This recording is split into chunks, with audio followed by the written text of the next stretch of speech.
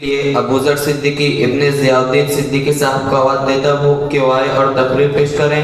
ان کی تقریر کا عنوان ہے قبر کی منزل۔ یہ حفظ دعا میں تعلیم حاصل کر رہے ہیں اور پوسد کے رہنے والے ہیں۔ الحمدللہ رب العالمین والصلاة والسلام علی سید الانبیاء والمرسلین اما بعد محترم بزرگوں دوستو، آج میری تقریر کا عنوان ہے قبر کی منزل۔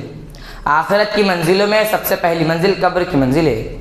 اگر یہ منزل آسانی سے طے ہو گئی تو اس کی بعد والی منزلیں بھی آسان ہوں گی۔ اگر قبر کی منزل سخت ہوئی تو اس کی بعد والی منزلیں اور بھی زیادہ سخت ہوں گی۔ حضرت عثمان غنی رضی اللہ تعالی عنہ جب کسی قبر کے پاس کھڑے ہوتے تو اس قدر روتے کہ ریش مبارک آنسوں سے تر ہو جاتی تھی۔ لوگوں نے آپ سے کہا کہ آپ کے سامنے جنت اور جہنم کا ذکر ہوتا، جنت کے ثواب اور جہنم کے عذاب کا تذکرہ ہوتا، مگر آپ اس پر بھی اس قدر نہیں روتے جتنا قبر کو دیکھ کر روتے ہیں۔ حضرت عثمان رضی اللہ تعالیٰ نے فرمایا، قبر آخرت کی منزلوں میں سب سے پہلی منزل ہے۔ اگر اس سے نجات مل گئی تو اس کی بعد والی منزلیں اس سے کہیں زیادہ آسان ہوں گی۔ لیکن اگر اس سے نجات نہ ملی تو اس کے بعد کا مرحلہ اس سے کہیں زیادہ سخت ہوگا۔ حضرت عثمان رضی اللہ تعالیٰ فرماتے کہ رسول صلی اللہ علیہ وسلم فرماتے انما القبر روضۃ، فرماتے ما رأیت منظرا قط الا والقبر افظع من، میں نے قبر سے زیادہ خوفناک کوئی منظر نہیں دیکھا۔ حضرت اسماء بن ابی بکر رضی اللہ تعالیٰ عنہ فرماتی کہ ایک بار رسول صلی اللہ علیہ وسلم اپنے خطبے میں فتنہ قبر کا ذکر کیا اور اس طرح بیان کیا کہ لوگ دہاڑے مار کر رونے لگے اور اس طرح کوہرام برپا ہوا کہ میں بات سمجھ نہ سکی کہ معاملہ کیا ہے۔ جب سکون ہوا تو میں نے اپنے قریب ایک آدمی سے پوچھا کہ ابھی حضور صلی اللہ علیہ وسلم نے کیا فرمایا تھا۔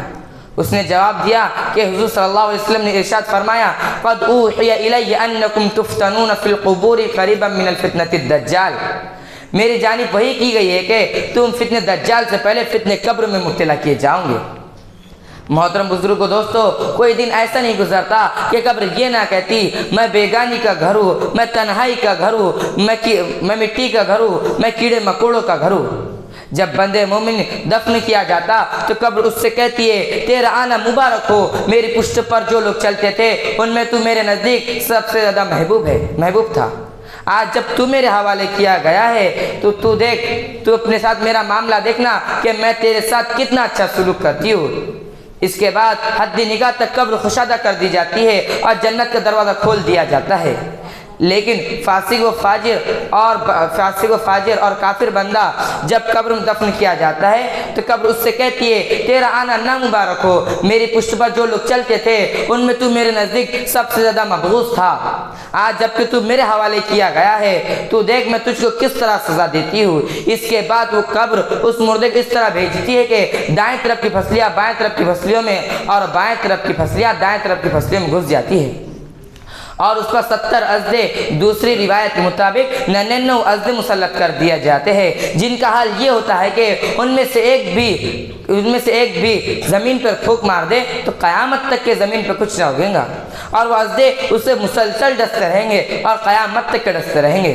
رسول صلی اللہ علیہ وسلم فرماتے ہیں انما القبر روضۃ من ریاض الجنۃ او حفرۃ من حفر النار، قبر جنت کے باغوں میں سے ایک باغ ہے یا دوزخ کے گڑھوں میں سے ایک گڑھا، یعنی نیک بندوں کے لیے قبر جنت کا باغ بن جاتی ہے اور بدکاروں کے لیے دوزخ کا گڑھا۔ اب یہ انسان پر منحصر ہے کہ وہ اپنی قبر کو جنت کا باغ بنانا چاہتا ہے یا دوزخ کا گڑھا۔ قبر بظاہر خود نہ جنت کا باغ ہے نہ دوزخ کا گڑھا، انسان کا عمل ہی اپنی قبر کو جنت کا باغ اور دوزخ کا گڑھا بناتی ہے۔ رسول صلی اللہ علیہ وسلم فرمایا کہ جب مردے کو قبر میں دفن کر دیا جاتا ہے تو اس کے پاس 2 فرشتے آتے ہیں جن کا رنگ کالا اور آنکھیں نیلی ہوتی ہے، ان میں سے ایک کو منکر اور دوسرے کو نکیر کہتے ہیں۔ وہ اس مردے سے 3 سوال کرتے ہیں، من ربو کا، تمہارا رب کون ہے، ما دینو کا، تمہارا دین کیا ہے، ما کنت تقول فی هذا الرجل محمد، تم محمد صلی اللہ علیہ وسلم کے بارے میں کیا عقیدہ رکھتے ہو۔ اگر نیک بندہ ہوتا وہ کہتا میرا رب اللہ ہے، میرا دین اسلام ہے، میرے نبی محمد صلی اللہ علیہ وسلم جنہیں اللہ تعالیٰ نے حق کے ساتھ مبعوث فرمایا تھا۔ لہذا اس کے لیے جنت کا فرش اور جنت کا لباس عطا کیا جاتا ہے اور جنت کا دروازہ کھول دیا جاتا ہے۔ جس سے وہاں کی خوشگوار ہوا اور مہک آتی رہتی ہے، اور فرشتے اس نیک بندے سے کہتے ہیں سو جا، جیسے کہ دلہن سوتی ہے کہ اس کے شوہر کے علاوہ اسے کوئی نہیں جگاتا، اس طرح تو بھی قیامت تک کے آرام سے سو جا۔ وہ کہتا ہے کہ میں جاؤ، ذرا اپنے گھر والوں کو اپنا حال بتاؤ۔ فرشتے کہتے ہیں نہیں، اب تم واپس نہیں جا سکتے، یہاں آنے کے بعد واپسی کا قانون نہیں ہے، بس تو سو جا۔ بندے مومن کو منکر نکیر کے سوال کے جواب میں کامیابی حاصل ہو جاتی ہے، جس کی وجہ سے اس کے ساتھ قبر میں انعام و اکرام کا معاملہ ہوتا ہے۔ اس کے متعلق سورۃ ابراہیم میں ہے یثبت اللہ الذین آمنوا بالقول الثابت فی الحیاۃ الدنیا وفی الآخرہ۔ ایمان والوں کو اللہ تعالیٰ اس پکی بات کلمہ طیبہ سے دنیا و آخرت میں مضبوط رکھتا ہے، لیکن فاسق و فاجر اور بدکار شخص ہر سوال کے جواب میں یہی کہتا ہے ہا ہو لا ادری، ہائے افسوس میں نہیں جانتا۔ لہذا حکم ہوتا ہے کہ اس کے لیے جہنم کا بستر بچھا دو، جہنم کا لباس پہنا دو، جہنم کا دروازہ کھول دو۔ چنانچہ جہنم کا دروازہ کھول دیا جاتا ہے، جس سے وہاں کی گرم گرم ہوا آنے لگتی ہے، اور اس کی قبر اس طرح تنگ کر دی جاتی ہے کہ پھسلیاں ایک دوسرے میں گھسنے لگتی ہے، اور اس پر ایک اندھا اور بہرا فرشتہ عذاب دینے کے لیے مسلط کر دیا جاتا ہے، جو اسے قیامت تک کے ایک لوہے کے گرز سے پٹائی کرتا ہے۔ مردہ درد اور تکلیف کے مارے چیختا ہے، اس کے چیخنے کی آواز انسان اور جنات کے علاوہ ساری مخلوق سنتی ہے۔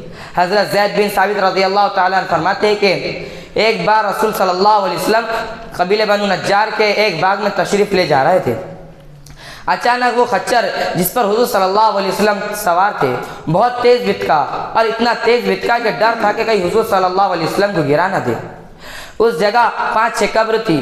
آپ صلی اللہ علیہ وسلم نے فرمایا ان قبر والوں کو کون پہچانتا ہے؟ ایک شخص نے عرض کیا میں پہچانتا ہوں۔ حضور صلی اللہ علیہ وسلم نے دریافت کیا یہ کس حال میں مرے؟ اس نے جواب دیا فی شرک میں۔ حضور صلی اللہ علیہ وسلم نے فرمایا ان لوگوں کو قبر میں عذاب ہو رہا ہے، اگر مجھے یہ ڈر نہ ہوتا کہ تم اپنے مردوں کو دفن کرنا چھوڑ دو گے تو میں اللہ سے یہ دعا کرتا کہ قبر کے عذاب کا کچھ حصہ تمہیں بھی سنائی دے جو میں سن رہا ہوں۔ محترم بزرگوں، دوستو، قبر کی منزل بڑی کٹھن ہے۔ ہم کو قبر کی منزل کے لیے ہر تیار رہنا چاہیے۔ قبر کی منزل عالم برزخ کی منزل ہے، اگر اس سے ہر ایک کو گزرنا ہوگا، کوئی اس سے بچ نہیں سکتا، خواہ وہ قبر میں دفن کیا جائے یا نہ کیا جائے۔ بہرحال سوال و جواب، عذاب و ثواب کا مراحل ہر ایک پر آئیں گے، کوئی اس سے بچ نہیں سکتا۔ ہم اپنے رشتہ داروں کو اپنے ہاتھ سے دفن کرتے ہیں، اپنے عزیزوں کو اپنے ہاتھ سے دفن کرتے ہیں، اپنے رشتہ داروں کو اپنے ہاتھ سے غسل دے کر، کفن پہنا کر، جنازے کی نماز پڑھ کے ان کی آخری آرام گاہ تک لے کے جاتے ہیں، اور مٹی کے نیچے دفن کر دیتے ہیں، اور پلٹ کر بھی نہیں پوچھتے کہ تمہارا کیا حال ہے، تم پر کیا گزری۔ رسول صلی اللہ علیہ وسلم ارشاد فرماتے ہیں کہ میت کے پیچھے 3 چیزیں جاتی ہے، 2 لوٹ آتی ہے اور 1 اس کے ساتھ رہ جاتی ہے۔ میت کے پیچھے اس کے رشتہ دار، اس کا مال اور اس کے عمل جاتا ہے۔ مال اور رشتہ دار تو آ جاتا ہے مگر عمل ساتھ رہ